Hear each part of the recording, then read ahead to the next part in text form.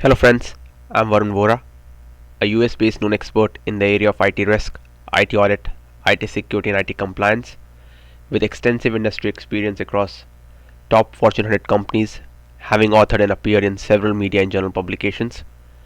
Welcome to my channel, IT with Varun Vohra, to master the fundamentals and concepts not available in any book or over the web.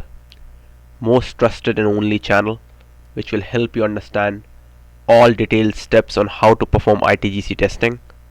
Most important piece which requires in-depth knowledge of this domain and is not available anywhere else, and is very much required to build or advance your career in IT audit, IT security, IT SOX, IT risk and IT compliance.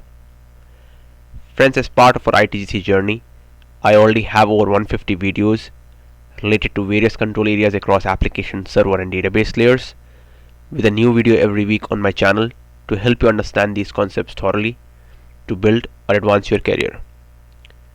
In continuation of our operations ITGC category, under which we have covered backup and recovery testing across server and database layer, and the next steps once you identify a finding in backup and recovery testing.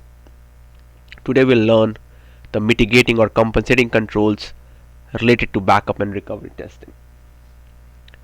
So let us first understand the term mitigating or compensating controls, which simply means to have other controls which can mitigate or reduce the risk.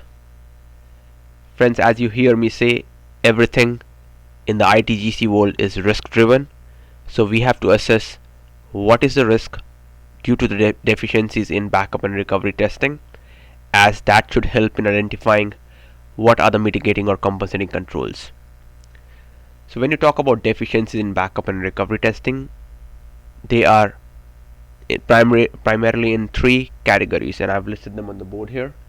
First one is the backup is not performed based on the frequency in the policy. The backup is not successful. And then third is backup is not tested based on the frequency in the policy. So the findings in backup and recovery testing will be in one or more of these buckets. Given that it is an operational risk, which is why the backup and recovery area is under operations ITGC category, other control areas under other ITGC categories like logical access, change management and information security, if they are working effectively, they may provide some level of assurance that nothing wrong is happening in the environment as a whole, but they will not be able to mitigate this operational risk stemming from backups not performed or tested and the failed backups. So then the question is, what is the answer here? What are the mitigating controls for backup and recovery testing? So I've listed them on the right hand side of the board here.